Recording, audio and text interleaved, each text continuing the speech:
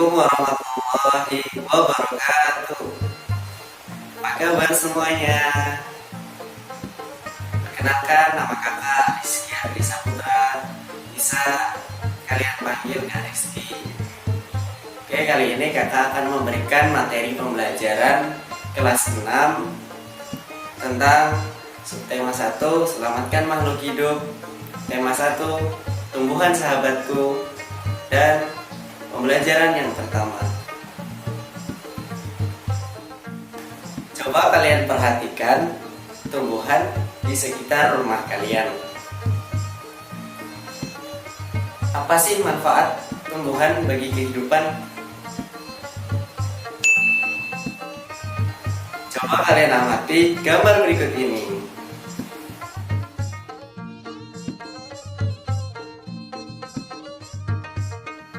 Nah, jadi dari gambar tersebut kita dapat menyimpulkan bahwasannya tumbuhan memiliki banyak manfaat untuk kehidupan kita sehari-hari. Misalnya, salah satunya yang pertama, sebagai sumber makanan. Kita sebagai manusia membutuhkan sumber makanan yang bisa memperkuat tubuh kita, memperkuat tenaga kita untuk memulihkan daya tahan tubuh kita. Yang kedua, sebagai sumber oksigen.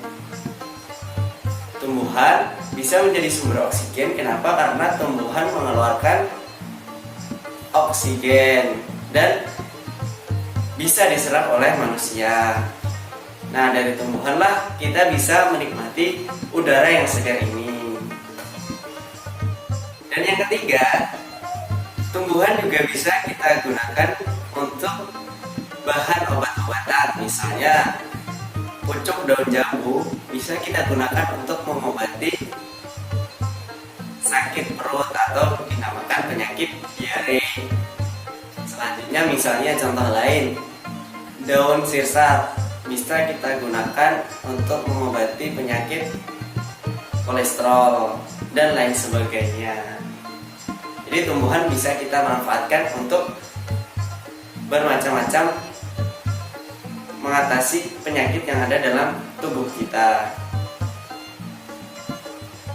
Selain itu juga banyak lagi manfaat yang tidak bisa kakak sebutkan kali ini. Mungkin kalian bisa cari tahu sendiri apa manfaat yang lain tumbuhan bagi kehidupan kita. Nah, setelah kita mempelajari manfaat dari tumbuhan bagi kehidupan kita, yuk kita pelajari lebih jauh mengenai perkembangbiakan dari tumbuhan tersebut. Oke, coba kalian amati bagaimana perkembangbiakan tumbuhan jagung berikut ini.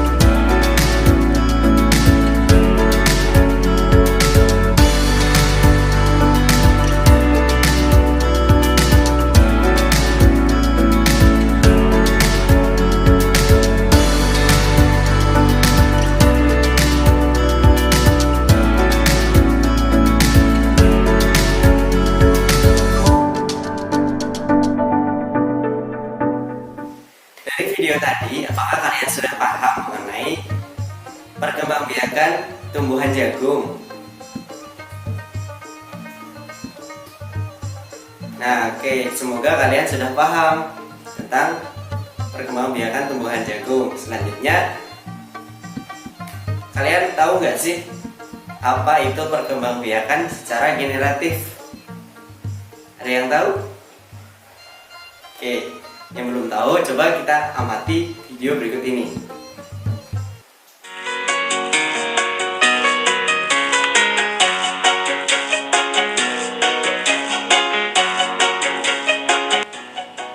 Halo teman, coba perhatikan bunga-bunga ini. Indah sekali bukan? Eits, tunggu dulu. Ternyata selain indah dipandang, bunga juga memiliki fungsi sebagai alat perkembangbiakan tumbuhan loh. Penasaran? Yuk kita amati perkembangbiakan generatif pada bunga apel berikut ini. Perhatikan bunga apel ini teman. Kita akan melihat bagaimana perkembangan generatif yang terjadi pada tumbuhan apel. Agar lebih mudah memahaminya, proses perkembangbiakan generatif akan dibagi menjadi 8 adegan. Tekan satu persatu berurutan untuk mengetahui proses perkembangbiakan generatif pada tumbuhan. Tekan tombol di ujung kanan apabila kamu ingin melihatnya secara otomatis. Proses perkembangbiakan diawali dengan jatuhnya serbuk sari di kepala putik. Proses ini biasa disebut dengan penyerbukan. Serbuk sari kemudian berkecambah membentuk bulu serbuk sari. Di dalam bulu serbuk sari tersebut terdapat 1 inti vegetatif dan 2 inti generatif.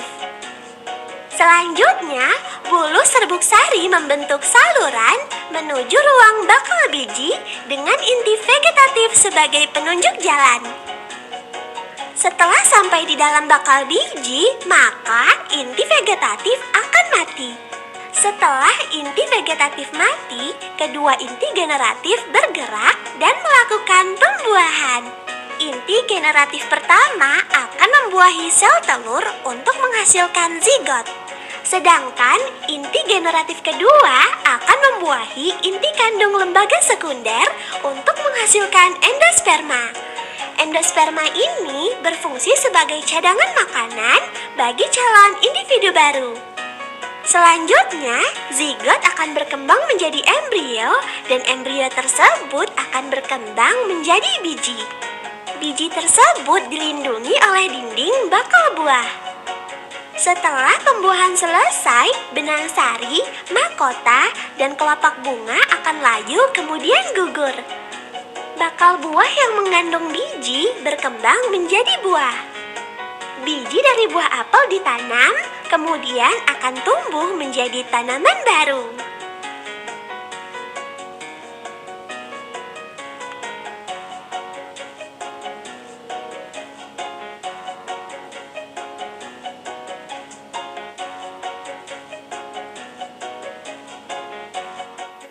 Nah, itulah tadi pengertian perkembangbiakan secara generatif yang sudah kalian tonton. Semoga kalian bisa memahami tentang pengertian perkembangbiakan secara generatif. Selanjutnya, kita akan membahas materi tentang ASEAN. Apa sih itu ASEAN? Yuk kita cari tahu. Negara-negara ASEAN. Teman-teman Smart Point, ayo kita cari tahu apa itu ASEAN. ASEAN adalah sebuah organisasi internasional yang beranggotakan negara-negara di kawasan Asia Tenggara. Negara-negara ini bersatu karena adanya persamaan letak geografis dan kemiripan budaya. ASEAN berdiri tahun 1967 atas dasar Deklarasi Bangkok. Anggota ASEAN: Indonesia, Malaysia,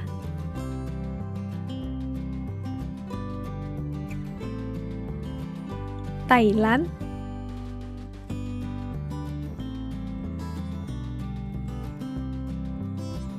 Singapura,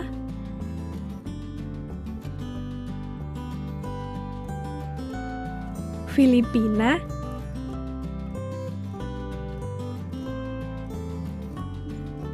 Brunei Darussalam,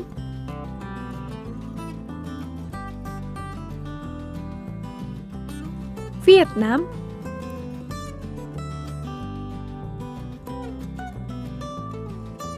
Laos,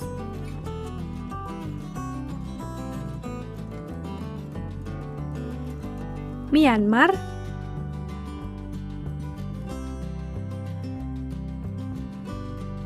Kamboja.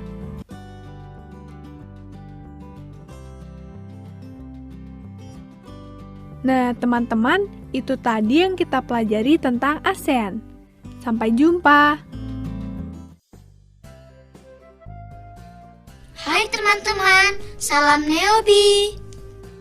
Teman-teman, keanggotaan ASEAN ini bersifat terbuka loh. Jadi, negara Asia Tenggara yang belum tergabung boleh menjadi anggota ASEAN. Pada awalnya, anggota ASEAN hanya berjumlah 5 negara, yaitu Indonesia, Singapura, Malaysia, Thailand, Filipina. Sedangkan Brunei, Vietnam, Laos, Myanmar, Kamboja, dan Timor Leste bergabung belakangan. Negara kita, Indonesia, merupakan negara ASEAN yang paling luas wilayahnya. Penduduknya terdiri dari berbagai suku. Mayoritas penduduknya bekerja sebagai petani. Singapura, negara yang beribu kota, sama seperti nama negaranya ini terletak di Semenanjung Malaka. Letaknya sangat strategis, berada pada jalur lalu lintas pelayaran internasional. Penduduk Singapura sebagian besar bekerja sebagai pedagang. Malaysia, negara ini terdiri dari bagian barat dan timur. Bagian barat berada di Semenanjung Malaka, sedangkan bagian timur berada di bagian utara Pulau Kalimantan. Negara Malaysia dipimpin oleh seorang sultan yang bergelar Yang di-Pertuan Agung. Thailand merupakan satu-satunya negara Asia Tenggara yang tidak pernah dijajah oleh bangsa Barat. Negara ini terkenal sebagai lumbung padinya ASEAN. Filipina, negara yang beribu kota Manila ini pernah dijajah Amerika Serikat. Kemudian merdeka tahun 1946. Filipina merupakan negara kepulauan. Sistem pemerintahannya berbentuk republik. Brunei Darussalam, negara yang terletak di bagian utara Pulau Kalimantan ini pernah dijajah oleh Inggris. Sistem pemerintahannya berbentuk kesultanan. Mayoritas penduduknya beragam Islam. Vietnam, ibu kotanya adalah Hanoi. Negara ini pernah dijajah oleh Perancis. Vietnam berbentuk republik. Bahasa resmi mereka adalah bahasa Vietnam. Vietnam merayakan hari kemerdekaannya pada tanggal 2 September. Kamboja, negara ini terletak di kawasan Indochina. Bahasa resminya bahasa Khmer. Kepala negara Kamboja adalah presiden, sedangkan kepala pemerintahannya Perdana Menteri. Laos, negara ini juga terletak di kawasan Indochina. Laos merupakan negara di Asia Tenggara yang tidak mempunyai wilayah laut. Penduduknya mayoritas beragama Buddha. Negaranya dikepalai oleh seorang presiden dan Perdana Menteri untuk kepala pemerintahannya. Myanmar, dahulu negara ini namanya Birma. Letaknya berbatasan dengan Cina, Thailand, Laos, dan India. Myanmar pernah menjadi produsen beras nomor 1 di dunia. Negara ini dikepalai oleh presiden dan sedangkan kepala pemerintahannya dipimpin oleh Perdana Menteri. Timur Leste, negara yang beribu kota Dili ini merupakan negara ke-11 yang menjadi anggota ASEAN pada KTT di Jakarta. Timur Leste memperoleh kemerdekaannya pada tahun 2002. Kedua, contoh peran Indonesia di wilayah ASEAN. Seperti apakah peran Indonesia ya? Indonesia berperan sebagai salah satu pelopor berdirinya ASEAN. Indonesia diwakili oleh Menteri Luar Negeri Adam Malik. Dia ikut menandatangani Deklarasi Bangkok 8 Agustus 1967. Indonesia pernah menjadi tuan rumah dalam KTT ASEAN, yaitu tahun 1976, 1996, 2003, 2005, 2011, dan 2013. Indonesia juga ikut serta dalam menyelesaikan masalah Kamboja. Saat di Kamboja terjadi kudeta tahun 1970. Indonesia berinisiatif mendamaikan pihak yang bertikai melalui perundingan JIM, Jakarta Informal Meeting, tahun 1988. Nah, itu tadi beberapa hal yang perlu kita ingat. Diingat-ingat ya, be smart, be happy. Nah, itulah tadi negara-negara yang bergabung ke dalam organisasi ASEAN. Untuk lebih jelasnya, kalian bisa lihat di dalam buku kelas 6, tema 1, Selamatkan Makhluk Hidup, subtema 1, Tumbuhan, Sahabatku, dan pembelajaran yang pertama ada di halaman 8. Silakan kalian baca, atau bisa kalian cari di internet,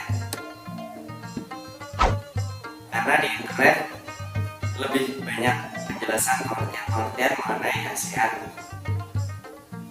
Oke, sekian video dari kakak, semoga bermanfaat. Kakak akhiri, salah hilaf mohon maaf. Billahi taufiq wal hidayah. Assalamualaikum warahmatullahi wabarakatuh. Sampai jumpa.